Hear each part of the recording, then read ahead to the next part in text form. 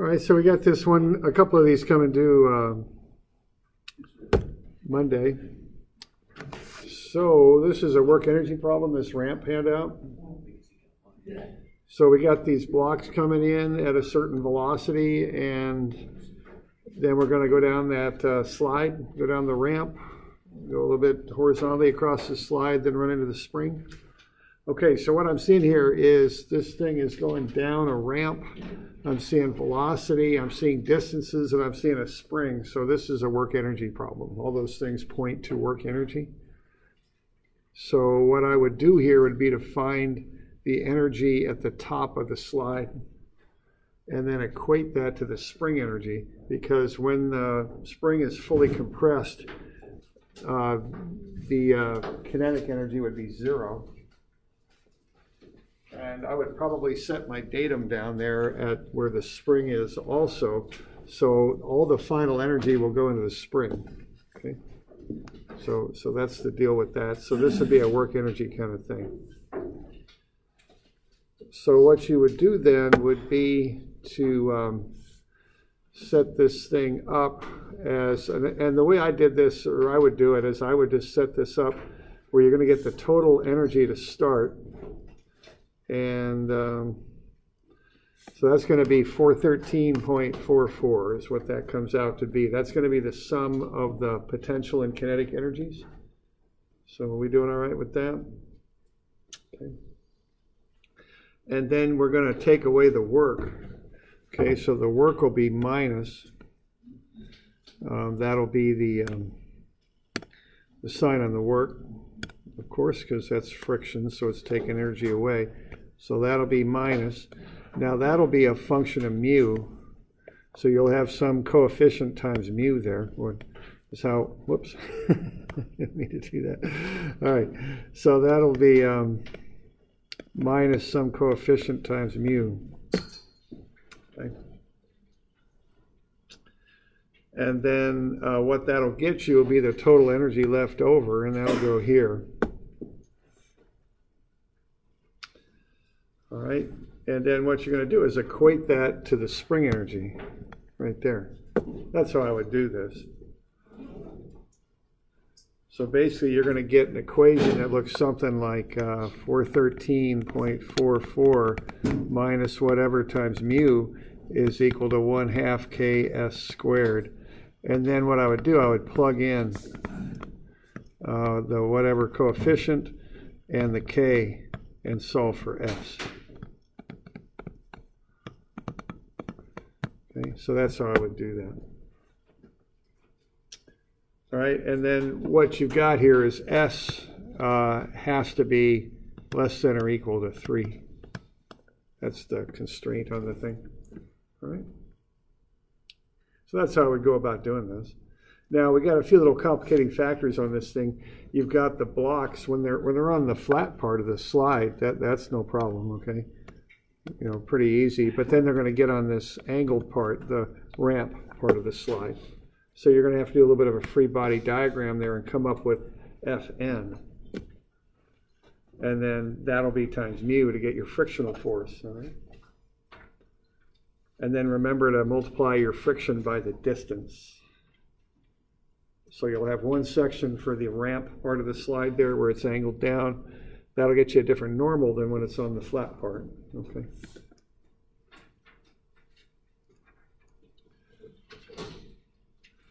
So what you can do then is just get everything combined into one equation, plug in mu, plug in k, and output s. Get that set up on a spreadsheet or MATLAB or something, and then output that, and just print it out and attach that with your work. I want to see some indication that you've done this on a spreadsheet or something like that. Okay. And so you can just run that, solve for s, and then any s that's bigger than 3, you can omit that, and then you can look at the cost. Now the cost is just whatever you've got for the length of your slide, which times the cost per foot there.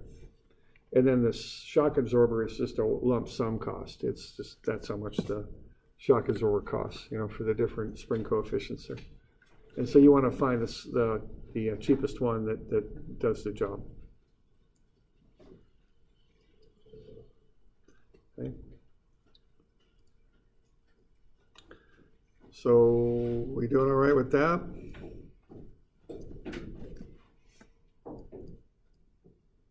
Okay.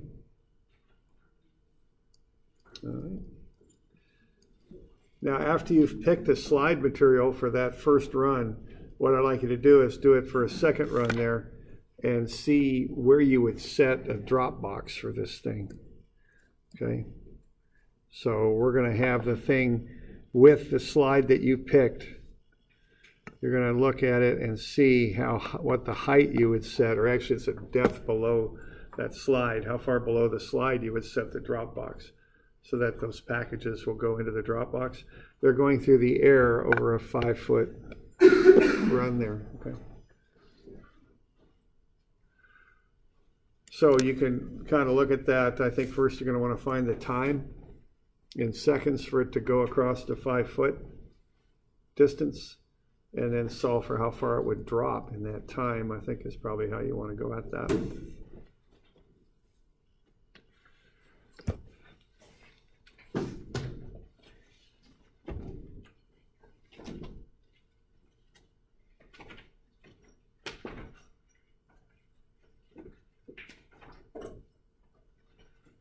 So we're doing all right with that? Okay.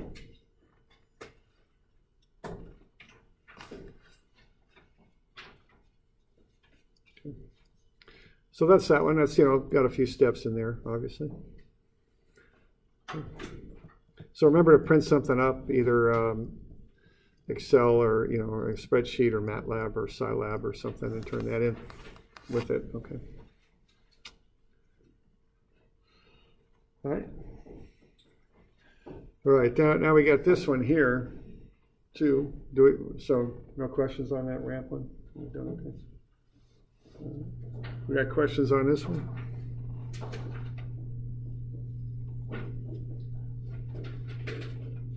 Okay.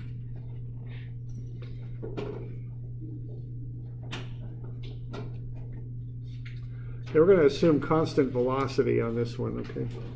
244.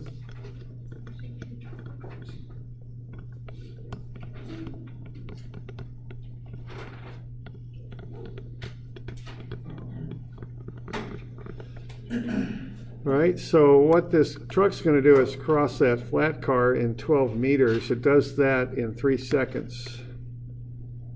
So we want the velocity of the truck with respect to the flat car, okay? And I believe that's going to be something on the order of 4 meters per second, okay? Now that's not an absolute velocity, that's relative, because as the truck crosses the flat car moves back to the left. So we're going to want to figure out how far it goes.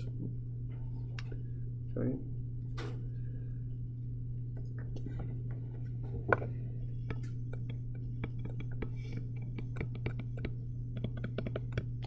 So what you can do is do a little bit of a momentum relationship here, where we start off with the initial momentum. Now the thing starts from rest, so that's all going to zero out.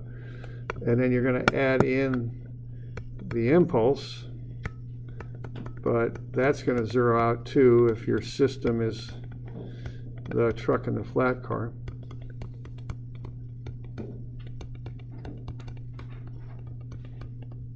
So that'll zero out.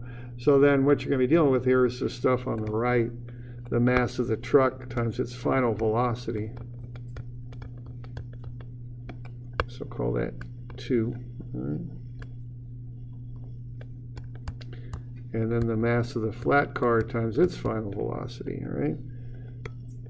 So all this stuff over here is going to zero out because it starts from rest, and if the system is the truck and the flat car, the impulse will zero out. So what you're going to get is just that basic relationship. And what you see here with momentum is the ratio of the velocities just depends on the masses.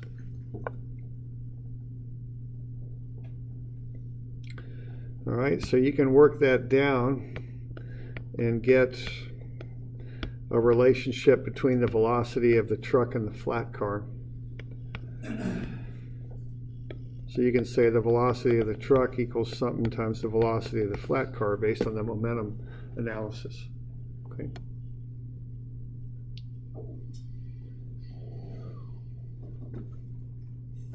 We're doing all right with that so far?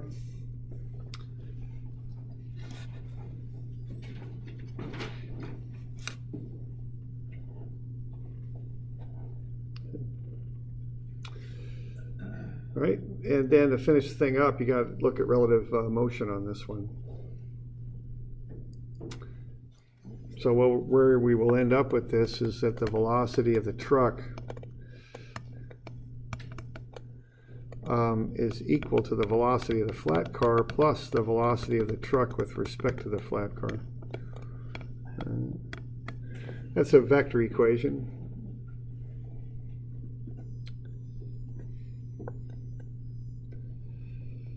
All right, so you can work that now. What you can do with that is you know that this is 4, right?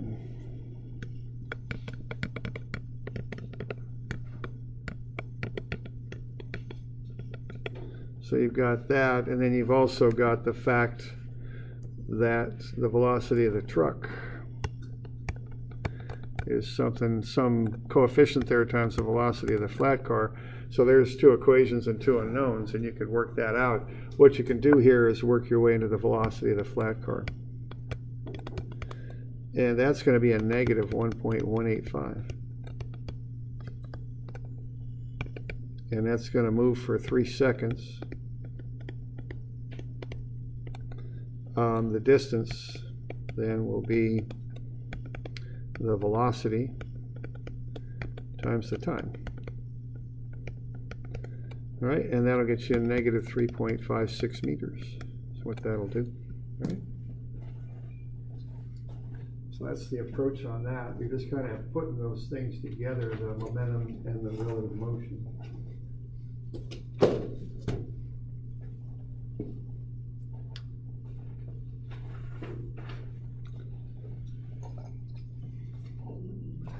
So we're doing all right with that one? Okay.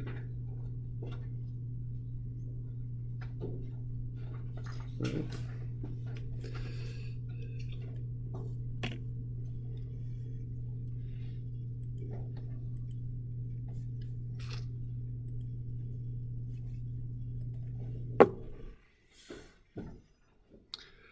All right, let's have a look at collisions here a little bit. And this gets into the conservation of momentum. If you define the system as both pool balls, there won't be any impulse. All right, so with collisions here, you know, we have objects that move and hit each other and then rebound and do all that sort of thing. Okay, so we're just looking at how these objects would interact if they collide.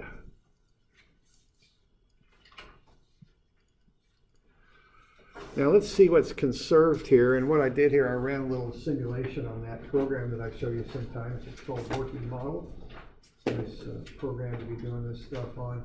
I've got, this is on page 478. So let's have a look at this and see what is conserved, all right? So what I did there, I just took 2 objects and ran them at a given angle and had them collide and looked at their momentum before and after the collision.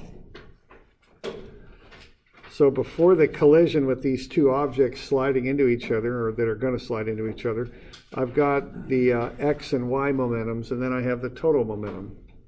So let's see how we would analyze this conservation of momentum. Let's look at the momentum before and after the collision. So what I've got in the X direction for the first object, it's 5.4. For the second one, it's negative 1.6. Remember, you got to watch those signs. So the total will be 3.8. The Y momentums are both going down because they're both going south there. If you look at those vectors, the velocity vectors, so negative 1.8 for I, negative 3.2 for J, so that comes out to be a negative 5. And then I also calculated up the total momentums of both objects. That would be along the axes they're moving on. Okay. And then I ran them into each other. All right. And what I found here is when I did that, the total momentums do not stay the same, okay, before and after the collision. They've both decreased in this case.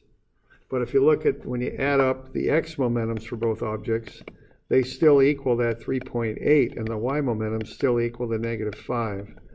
So when you're doing this conservation of momentum, you have to vectorize the objects. Okay, that's what you have to do. You've got to treat it as x and y components. So I've mentioned this before, that momentum's a vector, and we want to remember that when we're doing these analyses. Okay.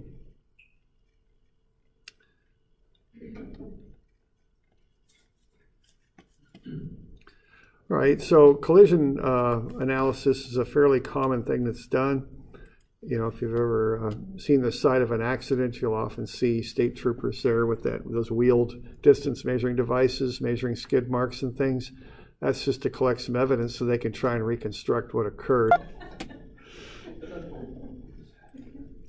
All right, so we were just, I've got this posted in Moodle. We were looking at some animations of accident reconstruction. So keep in mind when you're seeing that stuff, though, that, you know, you can dress up stuff a lot with how you animate it. So I think there's a lot of assumptions going into this that they're making through momentum that they're using to analyze this stuff.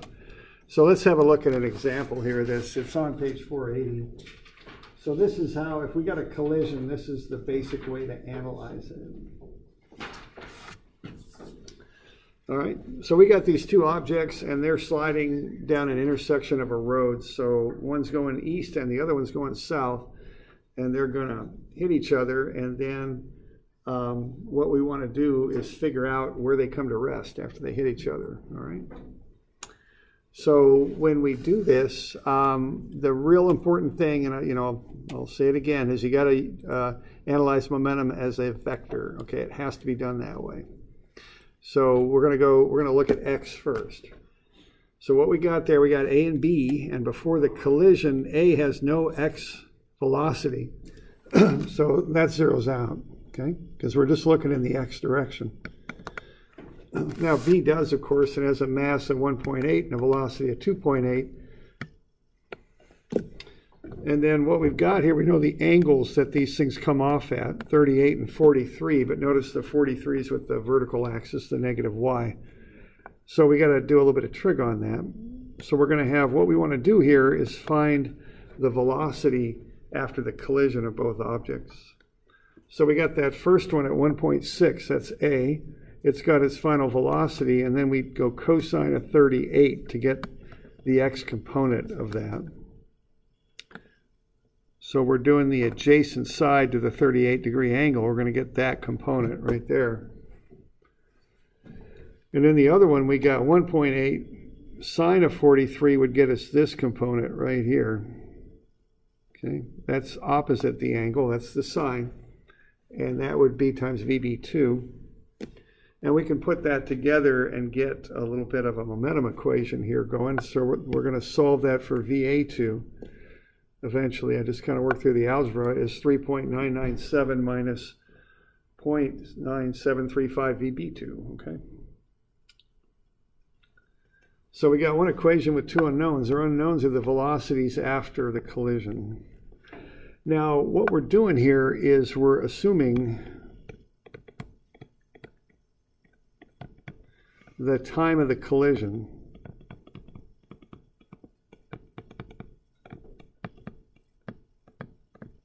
is very short, okay? That's the assumption that's going in here. So that way, you know, remember this symbol from mathematics means therefore, the integral of f dt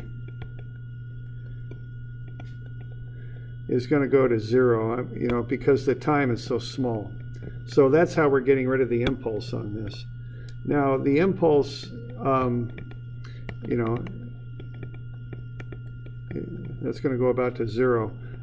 F is frictional force is what it is. So you're going to have friction on the road that would affect this. But if you can take the time interval down low enough, it won't have time to make much difference. So by assuming that this time of the collision is about equal to 0, you can eliminate the impulse from that. And then you can just set up a basic momentum equation. But that's the assumption we're putting into this, okay?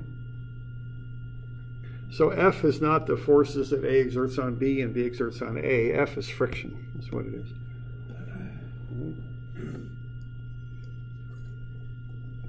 So why don't you write up the y equation there. Notice I got positive down because everything's going to move in the negative y direction.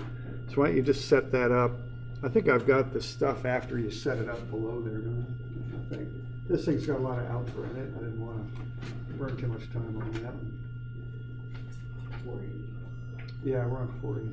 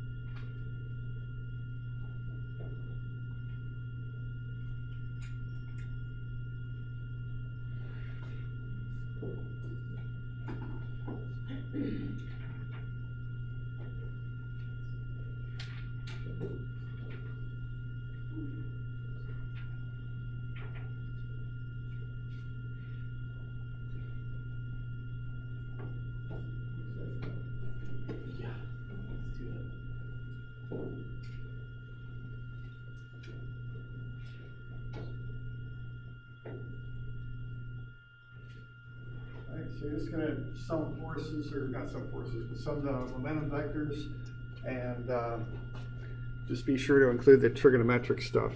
You're just looking for y components on that one.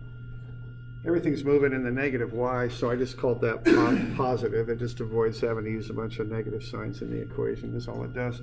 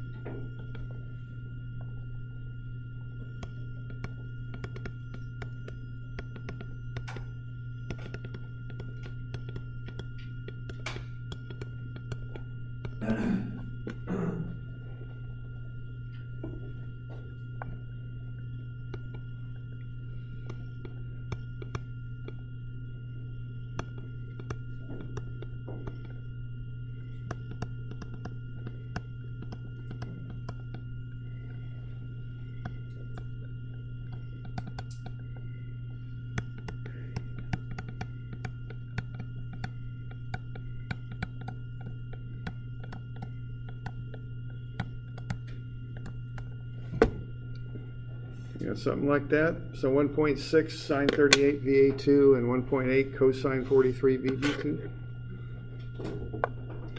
What we're doing there is a couple of triangles, vector triangles, because velocity is a vector, so that's what momentum is. So we want this component.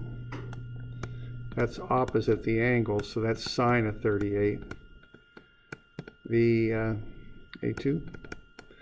And then the other one, we've got a vector triangle like that.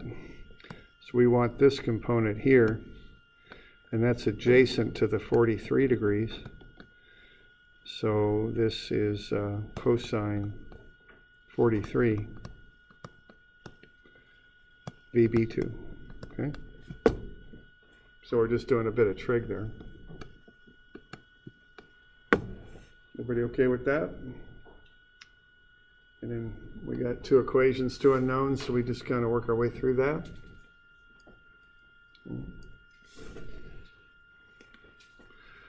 So I have the one solved in terms of, so the x equation there, I have that solved for V2. So V2 is 3.997 minus 0.9735 VB2. And then I do the same sort of thing for the y equation. I work that on down to 4.8 is 0.985 VA2 plus 1.316 VB2. And then I substitute that top term into for VA2. And I can work that down and solve for VB2. It's 2.417. Plug that into the equation that I derived for x, and I can solve for VA2. It's 1.644. Okay. So that's what's going on right after the collision. Okay. So we're doing all right with that? Okay. And then what we're going to do with that next is I want to figure out where these things are going to end up. Now, where they end up is a function of distance, okay? So what I'm going to do, I have distance, I've got velocity. I know when it stops, it'll have no velocity. So what I'm able to do here is do a work energy analysis is how I would approach it. Of course, there's no springs, so that equals 0. So what I've got here is it's on a flat surface, so the potential energy goes away, and it comes to rest, so the kinetic goes away. So what you're going to have here is this deal where you got 1/2 mv squared for after the collision. Remember to use the velocity after the collision. And then take away the frictional force, which would be the normal, which in this case on a flat surface equals the weight, 15.7 times the 0.4 friction. So that's 6.28. Okay. And then multiply that by the unknown distance. So you can back into the distance there, it's 0.344 meters. And then we know the angle at which that's going. It's going at 38 degrees with the horizontal down below the axis. So we can use some trigonometry there, cosine 38 and sine 38 to get that resolved into a final position. So 0.217 is the x and negative 0.212 is the y. So based on our model here, we're predicting where this thing's going to come to rest after the two objects collide and then go their separate ways.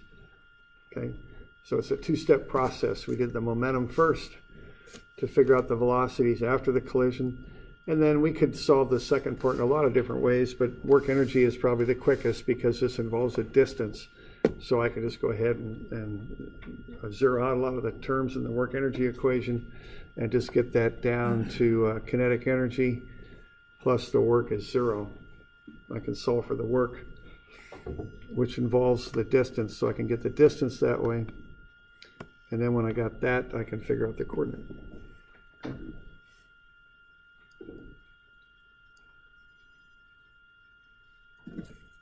Once you knock out the other one, let's figure out where B is going to come to rest. Let's do a similar approach. Okay.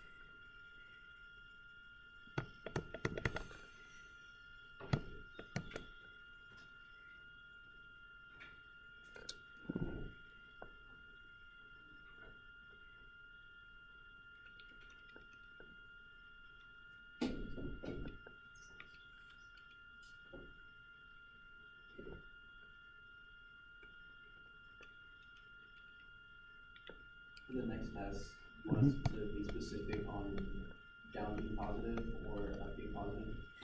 You could do it whatever way you like. Just as long as we can tell you. Yeah, right. That's fine.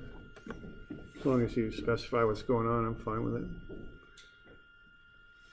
All right, so when we get that, we get 0.745 meters, and then you can do the trig on that and get a final coordinate. Okay. So again, we're kind of mixing methods here. We do the momentum to find the velocities after the collision. And then when we've got those, work energy is the quickest way to figure out where they're going to end up.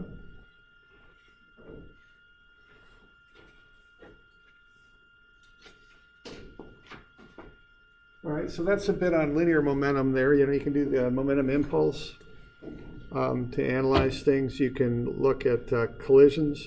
You can look at relative motion. We looked at the coefficient of restitution also. So those are all things that can help you do some of this analysis. All right.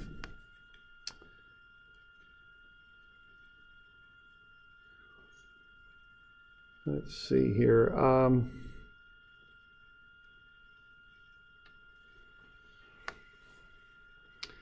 Yeah, here's one to have a look at. So let's say we've got a couple objects here. Let's just have you do this. So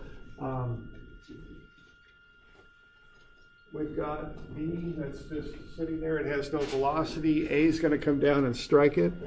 And after it does it, B will go off in the direction shown, 30 degrees at 0.25 meters per second. And A will go in the direction that's shown there, down left at 0.292 meters per second. So if we know that VB has no initial velocity and we know the velocities of A and B is shown, I don't have this in the book. Why don't you do this and we'll have you turn it in next week. So get it on a piece of paper somewhere that you could turn in.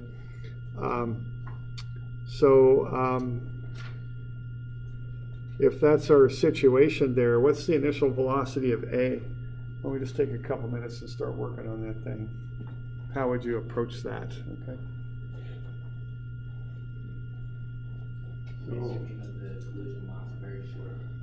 Yeah, and actually, I don't have any friction on this, so it really wouldn't make any difference anyway. You know, we're not putting friction in this to come up with a final position. We're just, that is kind of the velocities right after. So, okay.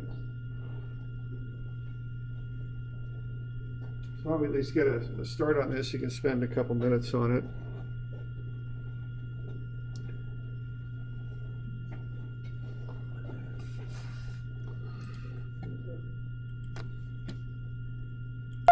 All right, so we'll call this thing 245. I think if you're on Moodle and you want a copy of it, I think I put a copy up there if you want it. You could copy it down by hand or not. And so you can turn these both in on Wednesday. So 242 and 245. All right.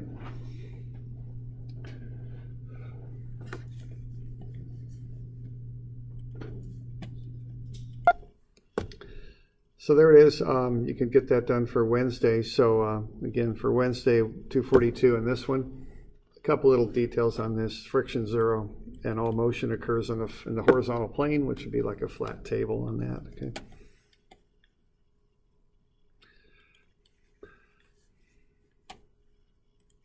That is available in Moodle too. I've got it as a download if you want to get it.